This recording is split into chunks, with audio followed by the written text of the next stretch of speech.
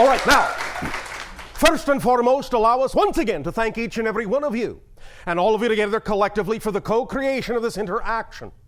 Once again, each and every time you are willing to co-create these interactions with us, it forms a bridge, a link, and a connection between our reality and yours, so that we can, together, more and more every day in every way, create a third new reality in which we can both interact in new ways.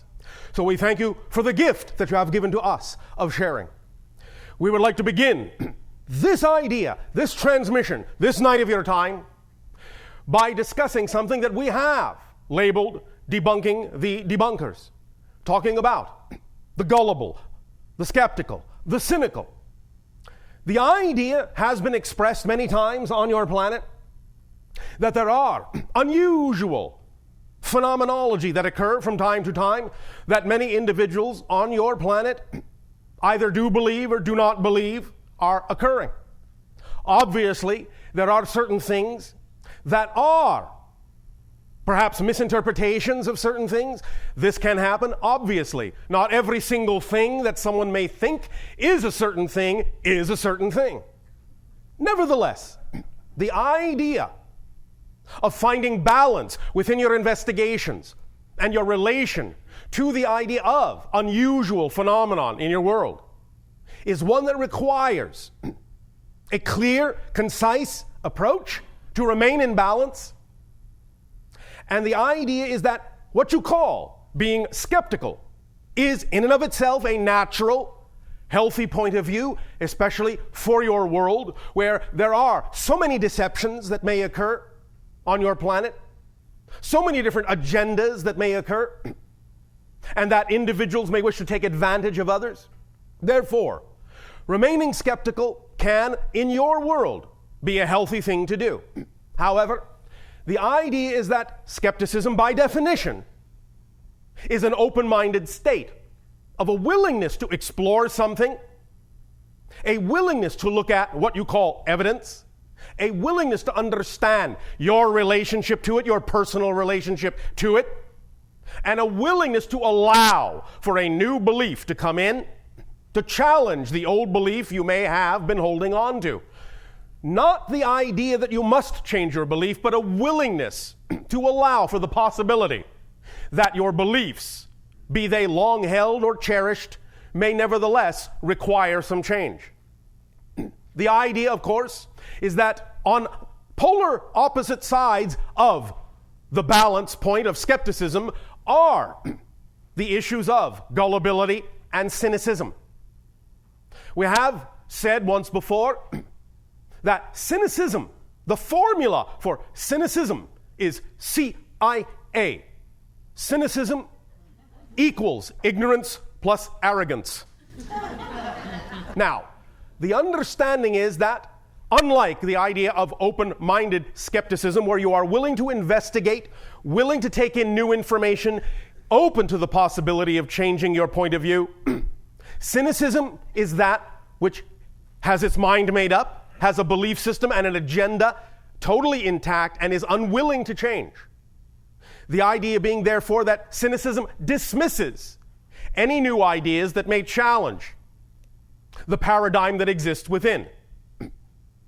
Gullibility, for most of you, means being open to accepting just about anything without any kind of filtration system, without any kind of discernment. The idea, however, is to recognize a fascinating fact about the polar opposites of gullibility and cynicism. They are not polar opposites. They are different versions of the same thing. Gullibility also has cynicism within it. Cynicism also contains a great degree of gullibility. Allow us to explain. The fundamental similarity between gullibility and cynicism is the same issue. I believe what I believe, and nothing will change that despite any evidence to the contrary. The gullible, in accepting everything without any kind of discernment, are actually saying the same thing. I have a belief system that I do not want to change no matter what.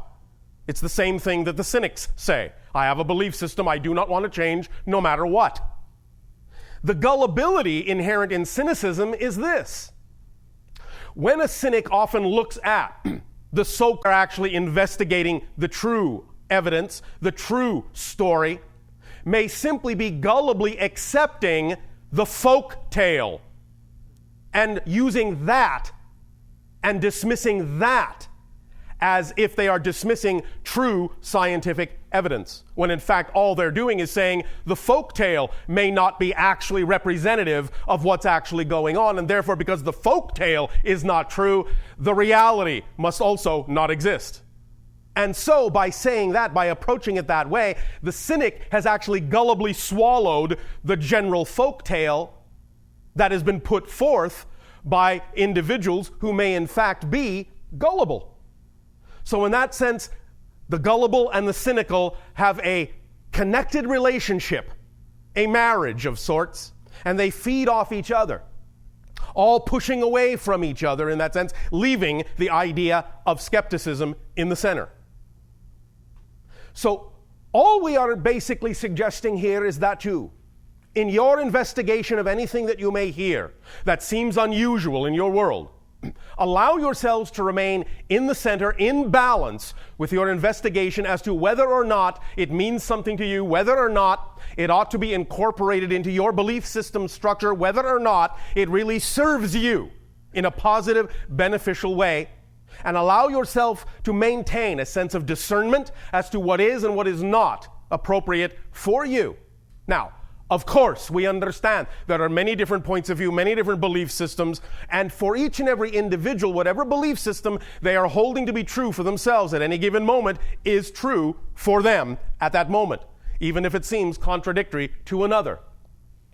But the only reason we are discussing the issues of gullibility and cynicism in this context is because very often the idea of those who are gullible and accept everything and those who are cynical and accept nothing often attempt to push that point of view on others. So if you are going to have a particular point of view that you believe is contradictory to anyone else's point of view, by all means, you are entitled to create that for yourself. But understand, you are not entitled to create that for anyone else. The idea is that each and every single one of you have the power, have the given gift to decide what is true for you, but do not have the ability to decide what is true for anyone else.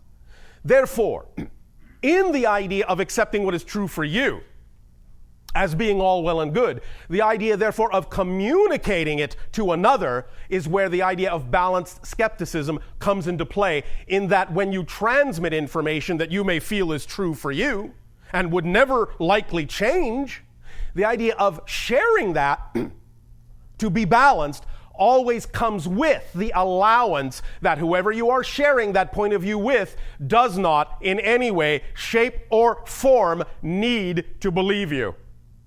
And that's not what it's about. Sharing the idea of a point of view is an opportunity to give someone an option to consider another idea, another belief, another point of view. But it is only an option. It is only a sharing. It is only an opportunity to decide for themselves whether your point of view works for them, whether it's something they can form a consensus agreement upon. But no one really needs to do that. In fact, as we have stressed several times, none of you even need to believe anything we have just said. This is our point of view. This is our perspective. This is our understanding from our civilization based on our experience, our evolution, and what works for us. Now, yes, it is true. There are some general consensus ideas and beliefs that are common to almost everyone on your planet. These are the things you have already created a consensus agreement about that are put on, shall we say, automatic pilot, so you don't have to really think about them day to day. You can get on about the business of simply living your life without having to think about the idea of whether gravity is suddenly going to cancel on you. That's a consensus agreement that there is such a thing as gravity. Nevertheless, obviously, in this day and age of exploring consciousness and beginning to realize that physical reality is only an illusion and that you create whatever you are experiencing it to be, many individuals are beginning to explore and examine the possibility that gravity may not necessarily be such a given. that solidity may not necessarily be so solid, that things are malleable, that space-time can be flexible, stretched, bent, altered, and experienced in a new way. And the more you allow your vibrations to focus on these things, the more you will synchronistically experience the results of that point of view, of course, because this is the general consensus you have all agreed to explore, especially in this lifetime, the idea of the expansion of consciousness, which then brings the realization that physical reality is nothing but your game, your creation, your illusion, your experience. Physical reality itself, as we have said several times, is not unto itself a real, solid thing outside you. The experience of physical reality is real, but not the physical reality itself. It's just a mirror. Nevertheless, you have, to a great degree, created some consensus reality. But as that changes for several individuals, as there is created new points of view, and as there is consensus even among small groups about different points of view from the general consensus, new bubble realities are thus then created within the overall consensus agreement. As time goes on, as you proceed in your investigation of things that have historically been considered unusual, unbelievable, unreal, and start to find out that many of them in fact are real, are very believable, are in fact extremely experienceable by each and every one of you, you will thus then imbue the general consensus reality with more and more vibrations that are representative of more people's ability to see some of those unusual things actually come to pass, come to fruition, become more concrete, more stable, more experiential. That will happen over the course of time as you create time to exist. But nevertheless, in this transitional timing that's going on now on your planet, when each and every one of you are really busy about the experience of deciding what is true for you and what kind of a reality you really wish to experience your life to be, as you redefine yourselves, find out what you have been labeling things as, and change those labels to suit the idea of your true, natural, joyful selves, which is available to you all without exception. As you go through this process, all that we are suggesting to you that has worked for us is that you allow yourself to be open to the possibility that as you adopt new beliefs, that those beliefs in and of themselves are no more capable of becoming concrete than you wish them to be, and that they themselves are always open to change as you gain new understanding and new perspectives of yourself as an aspect of creation. So, if you wish to experience the idea of gullibility and accept everything, as you say, willy-nilly, that's your choice. But it will allow you to take a longer time to create for yourself the ability to discern what actually works best for you and what does not. If you wish to create the idea of a cynical point of view, be our guest. You are entitled to create that if you wish. But again, from our experience, we simply caution you that it will allow you to create more time in which to create the reality of your preference. Only the balance point is the thing from our experience that allows you to create the reality you prefer in an ever-flexible, ever-changing, rapidly accelerating manner. So it's up to you to decide what you prefer. Doing it slowly, doing it quickly, doing it in between at a pace that is comfortable for you. It's up to you. But recognize simply that all of it is your creation, all of it, and that every point of view is valid, but there are always consequences to the choices you make, mechanically speaking. Of course, many of you understand that when we say consequences, we are not discussing the issue of punishment or anything like the idea of negative judgment. We are simply talking physics, mechanically. There is always a reaction to every action. And therefore, it's about gaining more discernment about what the consequences are mechanically for every action that you take, for every stance that you take, for every state of being you choose to be in. The idea, therefore, is to allow yourselves to recognize that you can make choices that will determine what kind of experience you have. And if you are not enjoying the experience you are having, you can allow that to change by making different choices. It's really as simple as that. I know that for many of you it doesn't seem to be that easy because you have a difficult time figuring out how to get in touch with what choices you're already making that are creating the experiences you say you don't want. But nevertheless, it's actually a relatively simple thing to do. All you have to do is get in touch with the thing that you are using to define, the label you are using to define any particular experience that you are having. And once you get a handle, as you say, once you make transparent the label you have been using, whether consciously or unconsciously, to define the reality that you are experiencing, it will become clear why you have been experiencing the things that you have. Because as you label a thing, so thus then does the consequence issue therefrom and give you that experience. What you put out is what you get back, as we have said many times and call the third law of creation. Therefore, balance is the key, literally, that will unlock all perspectives to you and give you the discernment to decide. Even if it's through the auspices of figuring out what you are not, to decide what it is you truly prefer to be. Many people on your planet will take that route. They will explore many things. They will find that it will allow certain kinds of negative experiences to happen in their lives, but that may simply be their way of exploring what they are not to more clearly define what they are. And when you choose to go from the darkness to the light, in that sense, when you choose to balance yourself out, then by having gone into the darkness to define what you are not, it may be that much simpler for you to define what you are and that much easier to go into the light and create realities of your preferential choice that are in alignment with your true core self. Is this making some sense to you? Yes. All right.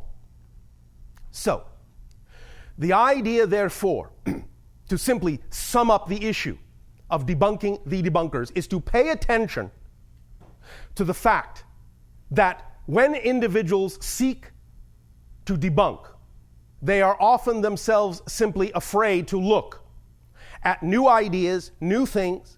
When an individual is also gullible enough to accept everything without discernment, it is also the same issue.